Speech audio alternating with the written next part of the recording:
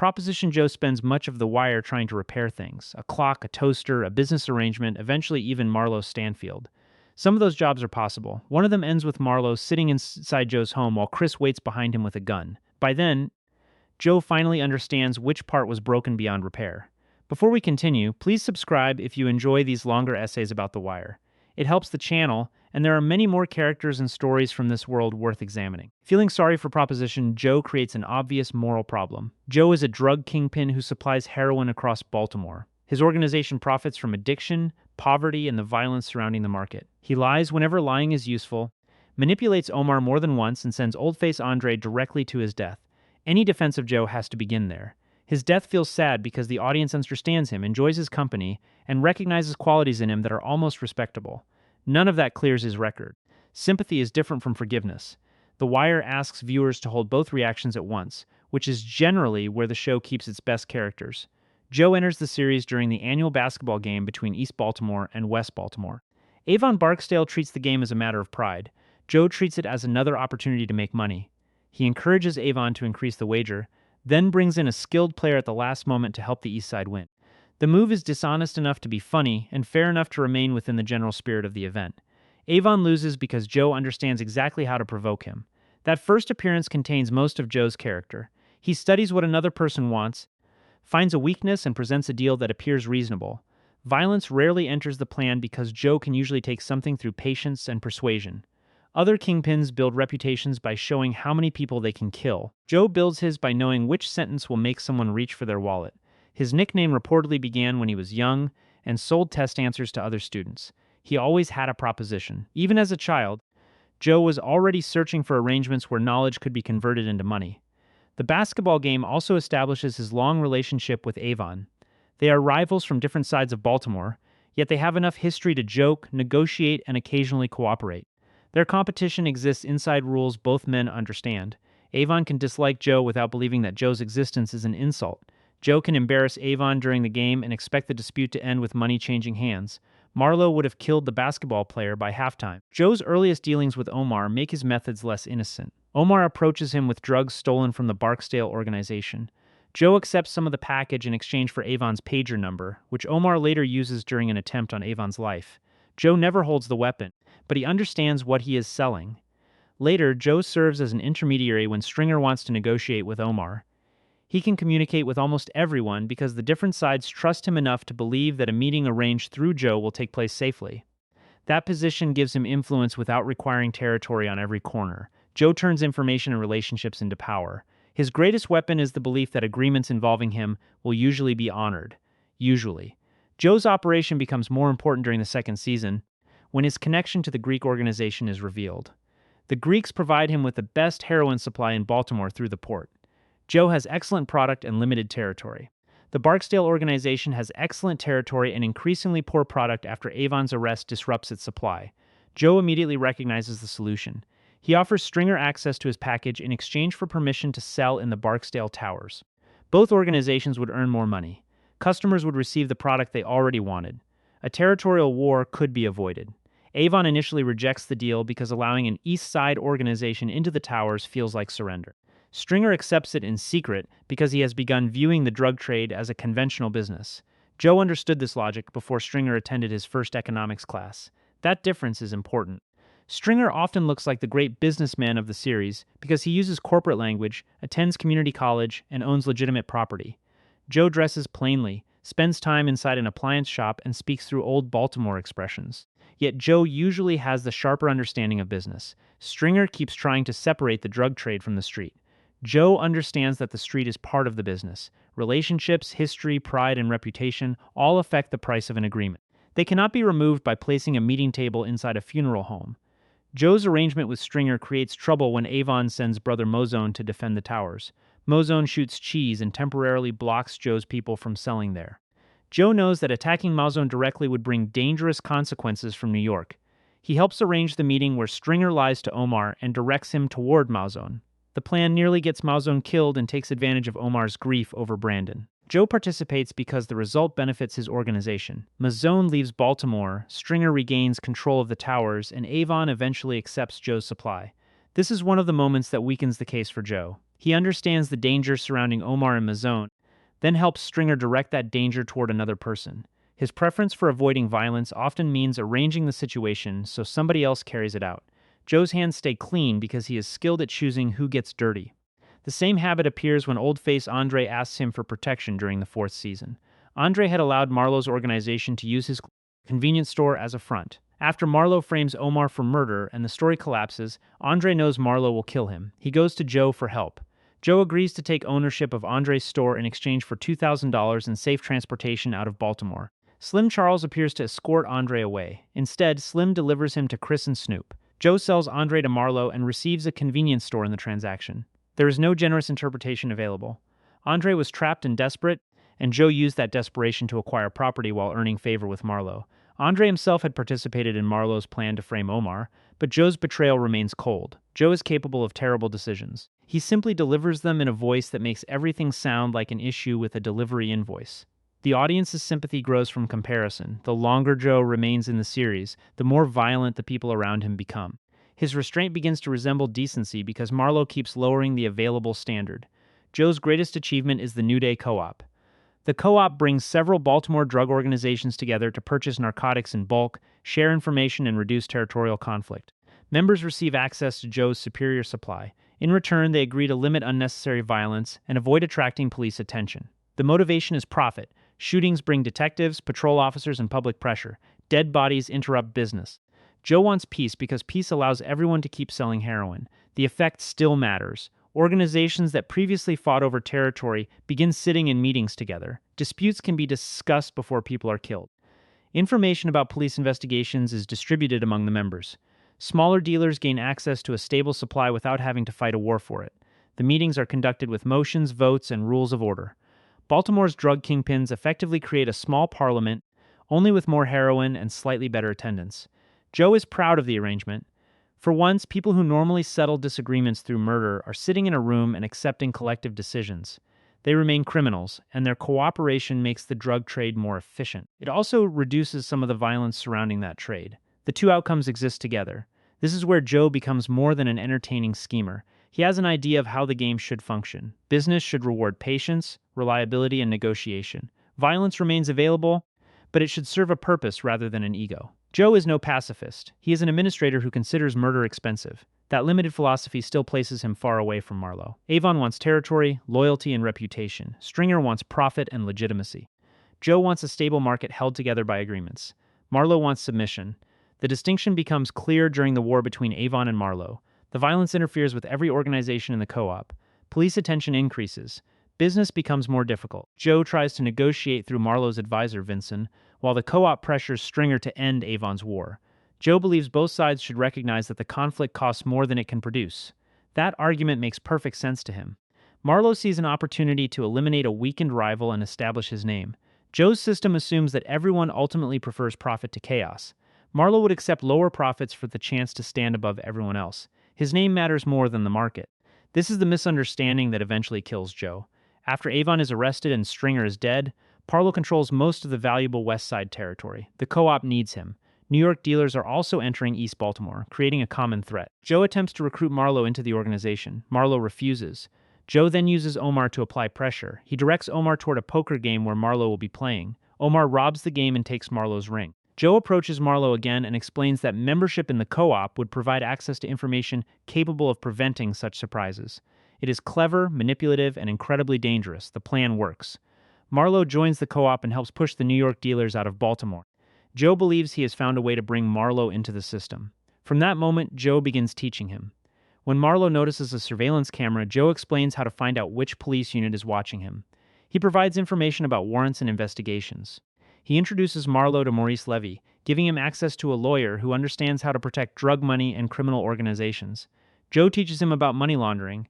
He introduces him to a pastor who can pass the money through overseas charities and return it as cashier's checks. When Marlowe wants to inspect his offshore accounts personally, Joe helps arrange a passport. He even helps Marlowe obtain physically clean money when the Greeks refuse to accept street cash, carrying the smell and residue of the drug trade. Joe describes the process as civilizing Marlowe. The word explains both Joe's ambition and his blindness. He believes Marlowe can be taught to prefer agreements. If Marlowe understands money laundering, legal protection, bulk purchasing, and international supply, then the reckless violence should become unnecessary. Joe assumes that Marlowe kills because he has not learned a better way to conduct business. Marlowe already understands Joe's way. He simply wants the benefits without accepting the restrictions. Every lesson Joe provides makes Marlowe more dangerous. Joe gives him levy. Joe teaches him how to protect his money. Joe gives him access to the Greek connection. Joe explains how the co-op functions. Marlowe attends the lessons, remains quiet, and eventually murders the teacher. Slim Charles senses the danger earlier. He warns Joe about allowing Marlowe direct access to the suppliers. Once Marlowe meets the Greeks, he can move around Joe and establish his own connection. Joe believes the relationship can be managed. The Greeks have worked with him for years. He is reliable, careful, and profitable. Marlowe is younger, more violent, and less experienced. From a business perspective, replacing Joe would be an unnecessary risk. The Greeks do not share Joe's attachment to history. They value continuity and profit. Once Marlowe proves that he can provide both, Joe becomes replaceable. Joe has spent his career treating every relationship as a negotiation. He finally encounters people who have already accepted the next offer. His protection of Cheese makes the situation worse. Cheese is Joe's nephew and one of his lieutenants. He is impulsive, selfish, and far less disciplined than his uncle. Joe regularly cleans up problems created by him. During the second season, Cheese enters a dispute with Ziggy Sabaka over a drug deal and destroys Ziggy's car. When Sergey asks Joe to settle the issue, Joe calculates what everyone owes and reaches a practical resolution. He complains that nephews and in-laws keep creating problems inside his organization. There is an important limit underneath the complaint. Joe cannot treat family members like ordinary employees. Firing a nephew from a criminal organization may involve a fairly severe exit interview. Killing him would follow Joe into every family gathering for the rest of his life. When Omar steals the co-op's entire shipment, Cheese was responsible for collecting it. Marlowe immediately becomes suspicious. Joe protects his nephew and refuses to allow retaliation without evidence. To reassure Marlowe, Joe agrees to introduce him to Vondas, one of the Greeks responsible for the supply. This is the opening Marlowe needs. Joe knows the introduction is risky. He makes it because handing Cheese over feels impossible. The man who can bargain away almost anyone discovers that family has no acceptable price. Later, Cheese secretly gives Marlowe information about Butchie's connection to Omar.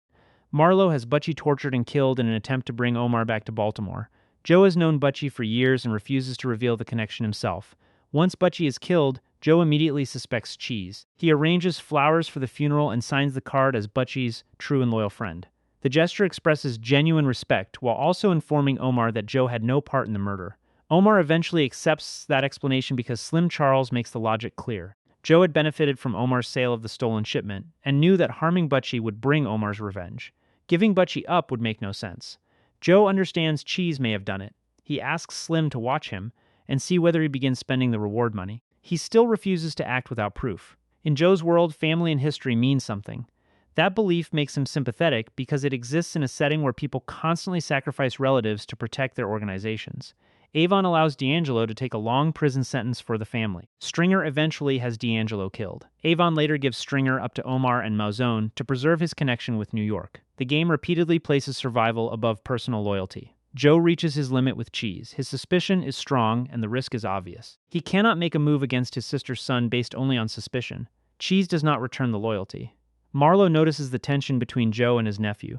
After Cheese creates a dispute with Hungry Man over new territory, Marlowe has Hungry Man kidnapped and delivered to Cheese. The gift secures Cheese's cooperation. Cheese then tells Marlowe where Joe will be and leaves his uncle without protection. Joe is preparing to disappear because he expects Omar to come after him over Butchie. While packing, Cheese questions why he still lives in an old house when he has enough money to go anywhere. Joe explains that Cheese's great-grandfather was the first black man to own a house in Johnson Square.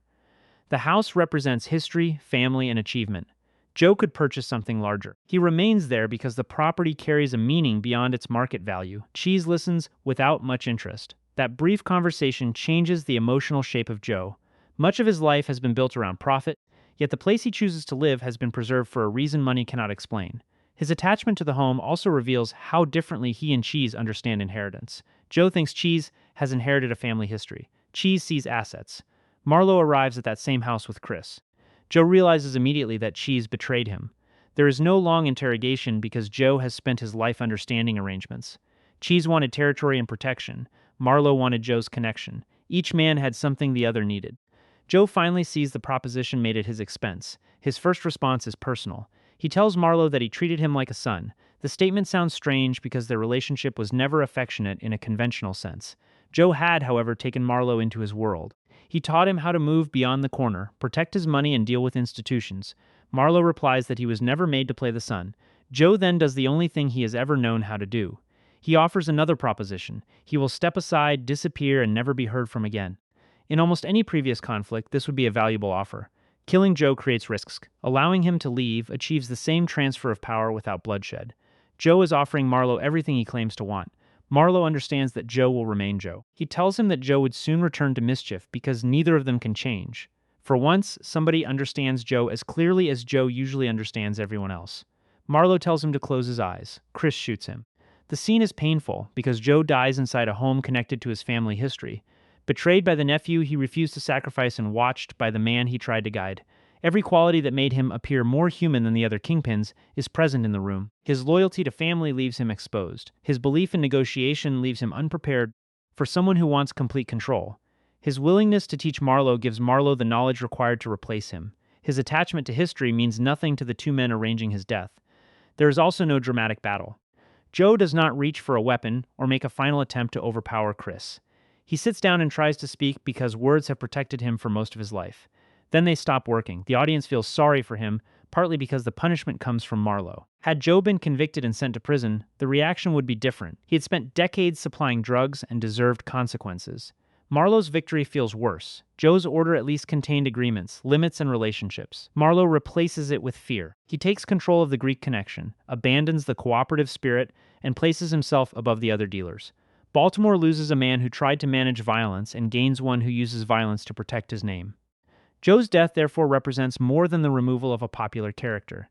It marks the end of a particular version of the game. Joe belonged to an older Baltimore where rival dealers could share history, meet through trusted intermediaries, and accept the occasional loss without killing everybody involved.